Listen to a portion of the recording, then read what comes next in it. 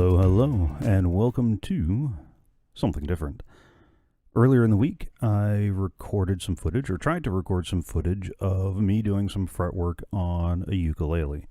The idea being that I wanted to test out my video equipment and recording stuff before going in and starting the recording work for my Great Guitar Build-Off build.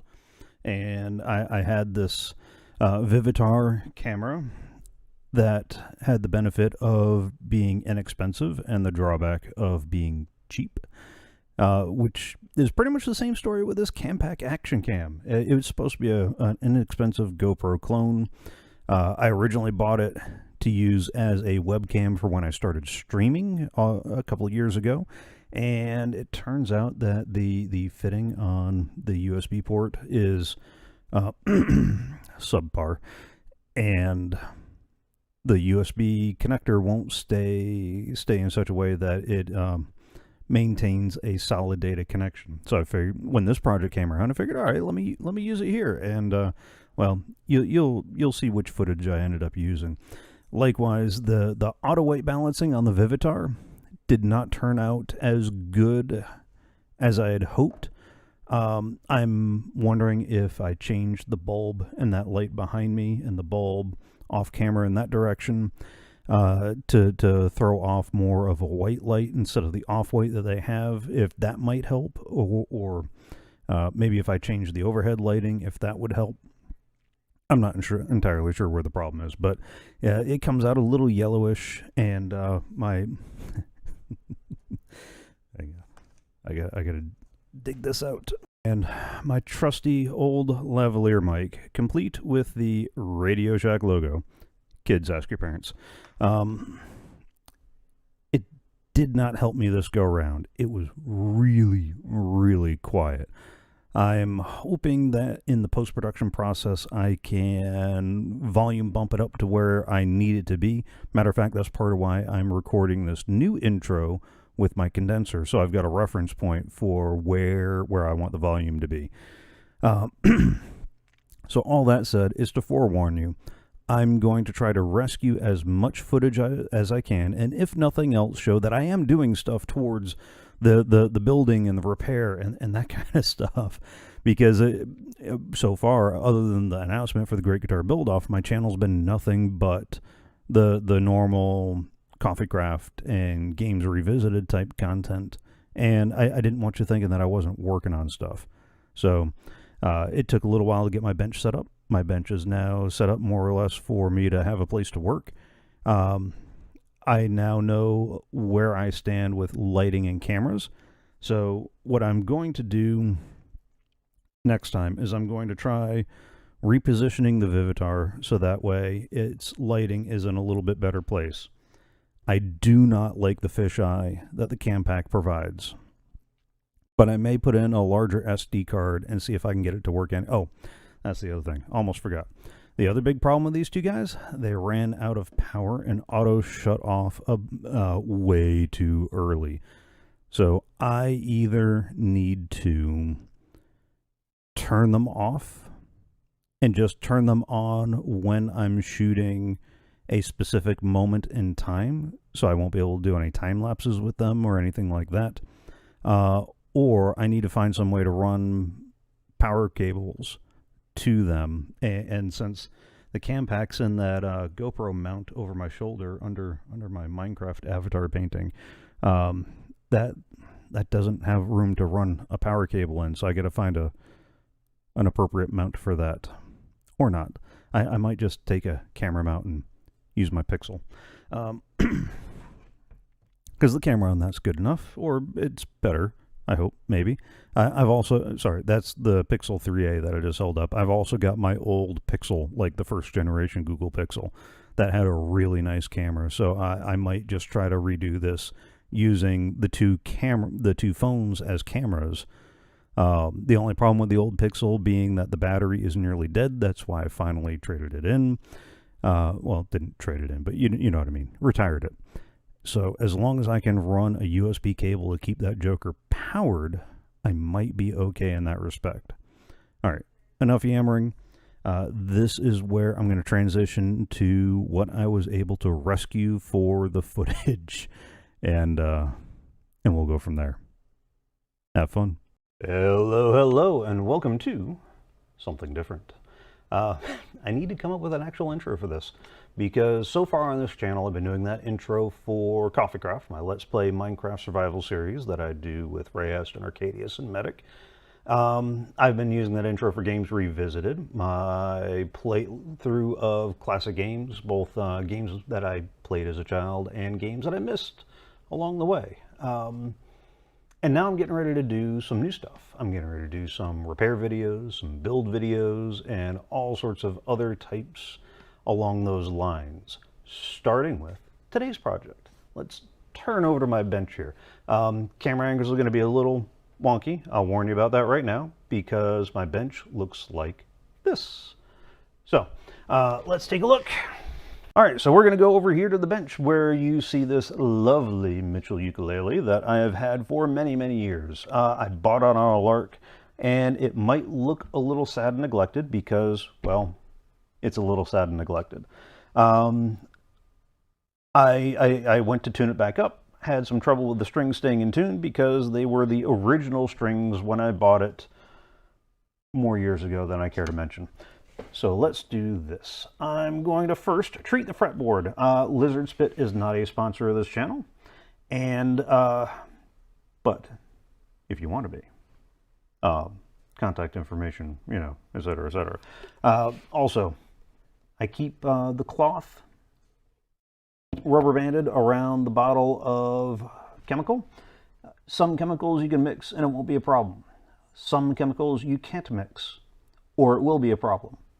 Rather than relying on my unreliable memory, I just wrap the cloth that I used around there, because if you treat them all like they don't mix, you'll either be right or pleasantly surprised. With that out of the way, let's get a little bit of this on the cloth, and let's try to clean up the fretboard a little bit.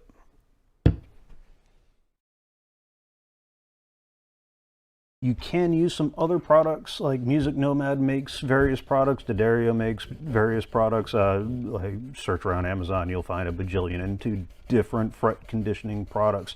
You really should do this every now and again, particularly when you change strings is an excellent time to do it, because you're going to have to take the strings off anyway, and it gives you good access to clean out the fretboard here and there. All right, now,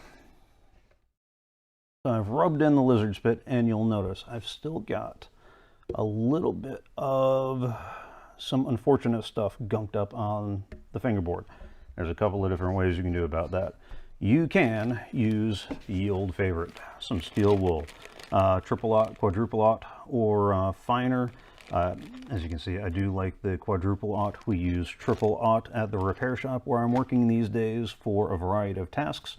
You can get some micro mesh paper.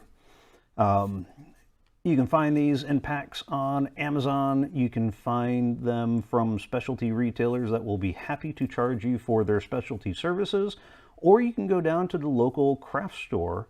I picked up this pack from Hobby Lobby for about 10 bucks US dollars.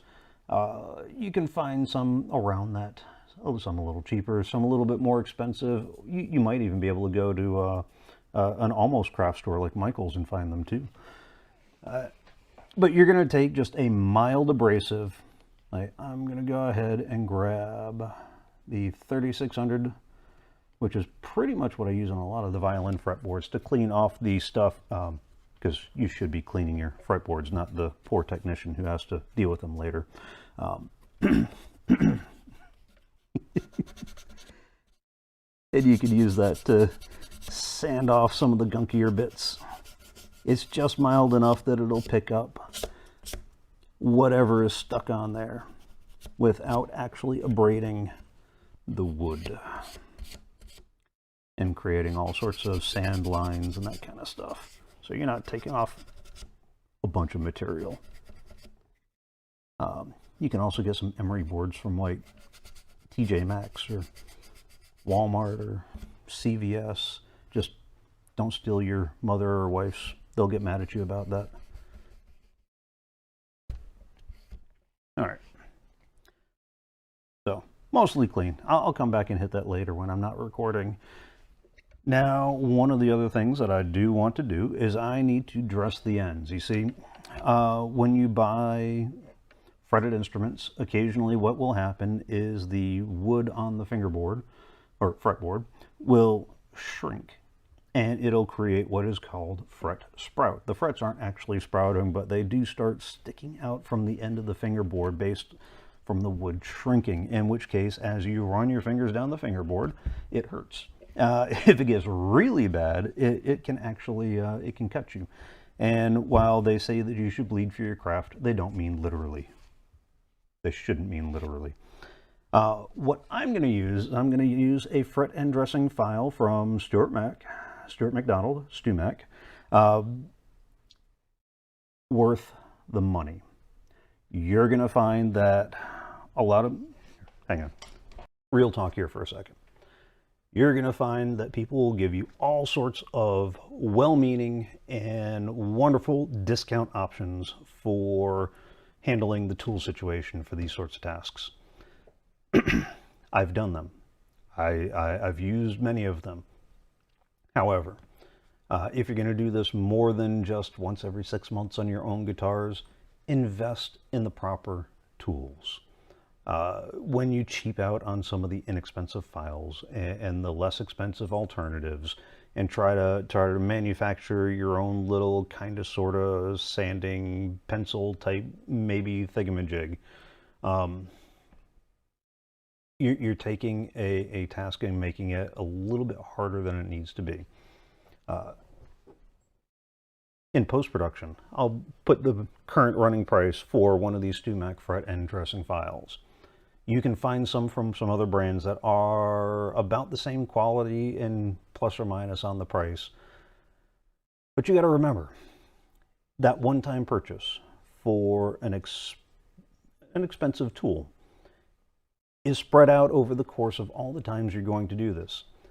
If I was doing this just for myself, if I wasn't doing this for a living, this file would easily last me the next 20 years. So figure that in when you're looking at the cost of some of these tools, and consider it's not a big purchase now. It's a big purchase that you're going to use over the course of the next 10 or 20 years as you take care of your instruments, because you are taking care of your instruments. All right, back to our ukulele. One of the nice things about a fret end dressing file is it's got a rounded edge on the bottom to protect the fretboard. So that way, when you come in and you slowly work your way to rounding the edge of the files, I know, that's horrible. I'm still learning this. As you're going about rounding out the edges, so that way as your finger comes up, and then we'll do it again on the other side so it comes down, and then we'll do it again on both sides on the other side of the fingerboard. That rounded edge protects the wood and the binding so you don't scratch it up as you're doing this. You can get some hobby files, and this is a set that my sister used for a long time and I used up until I got the StuMac file. You get a nice little set of needle files. It comes with a nice little handle. All the files are stored in the compartment in the bottom, and you get a nice little holder there. And that actually works really good. You can get it at Micro Mart. I can't remember if it's Micro Mark or Micro Mart.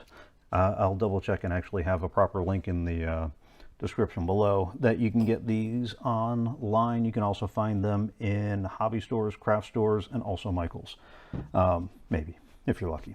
All right, so let me hush now real quick and focus on making sure that I round these edges out a little bit. It doesn't take much, especially if you've got a decent quality file. This is where spending just a little bit extra on your tools will help you. As you get closer to the end of the fretboard, I keep bouncing back and forth. I've been working on violins and violas all day, so they have fingerboards because they don't have frets. This is a fretboard because it does have frets. As you get closer to the body, so you don't scratch up the finish, you do want to take some tape. I've got some of the 3M delicate surface tape. I probably should have kept the packaging on to show the camera. Hindsight, 2020. Not the year, the vision. The year we can all forget. Never happened. It's amazing. We went from 1990. Never mind. A few minutes later. Next thing you're going to want to do is you're going to want to polish up the frets a little bit while you have them nice and active. You can do a variety of things. You can use Yule steel wool, which I used for many years. You can get a little kit like these D'Addario polishing system kits. The nice thing is these, if you're just doing this for your own guitars as part of your own self-care, or ukuleles or whatever fretted instrument as a part of your own self-care, then these are really good kits to get because they've got these little cardboard templates in them. And these cardboard templates can be used for about 3-4 uses. Well, they say 5.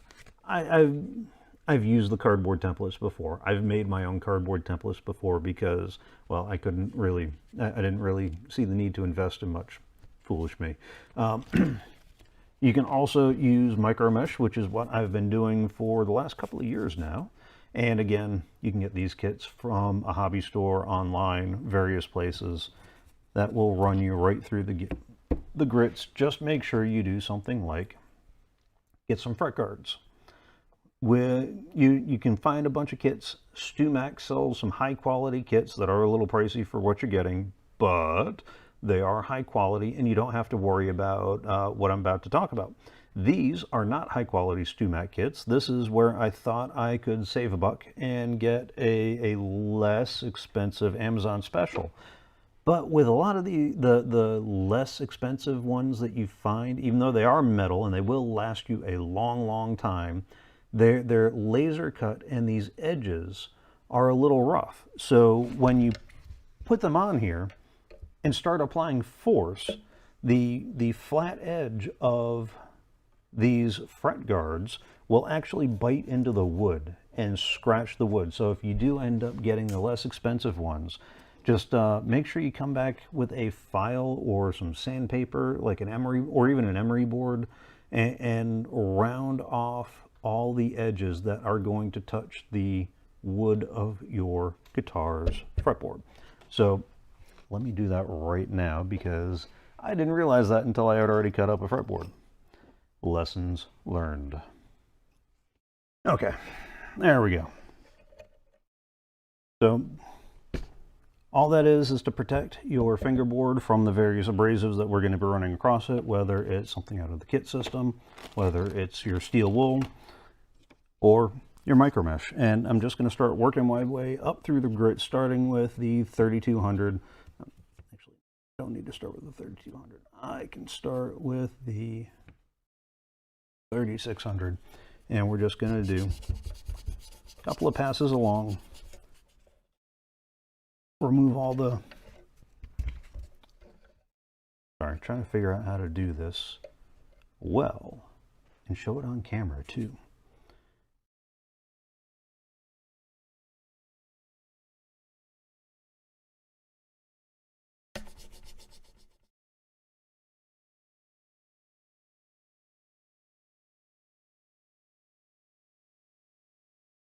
All right, that took a while. So wipe that off again real quick. Probably shouldn't have left that open too. Always close your containers. Otherwise you might risk doing things like spilling teak oil all over your workbench. I don't know why that thought came into my mind. Let me get this out of the way.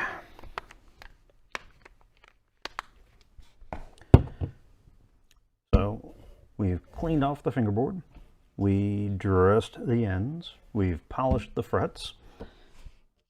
And now it's time to actually put the strings on. I'll admit, stringing a ukulele, this would be the second time I have strung a ukulele. I'm using these lovely strings right here.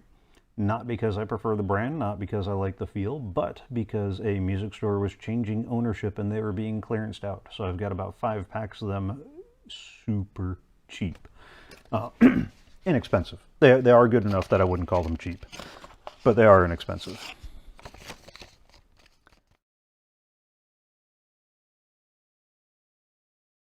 All right, so that's what I have for you today. I had intended to have a little bit more, but ran into some technical difficulties and some lessons learned. The main objective for this video, in addition to showing some fretwork and dealing with fret sprout and some routine maintenance and that kind of thing, the main objective for this video was to check space, check cameras, check lighting, and to get all the stuff together needed for the Great Guitar Build-Off videos. I hope to have something fixed in the relatively near future, some of the lighting and power and a couple other things that I'll probably talk about at another juncture, and to get all that ready for the next video. Possibly not this coming weekend, but maybe the following weekend. We'll see. Depends on time and schedules. So I hope you had fun. If you have any feedback, don't forget to leave that in the comments below. If you enjoyed it, give it a thumbs up.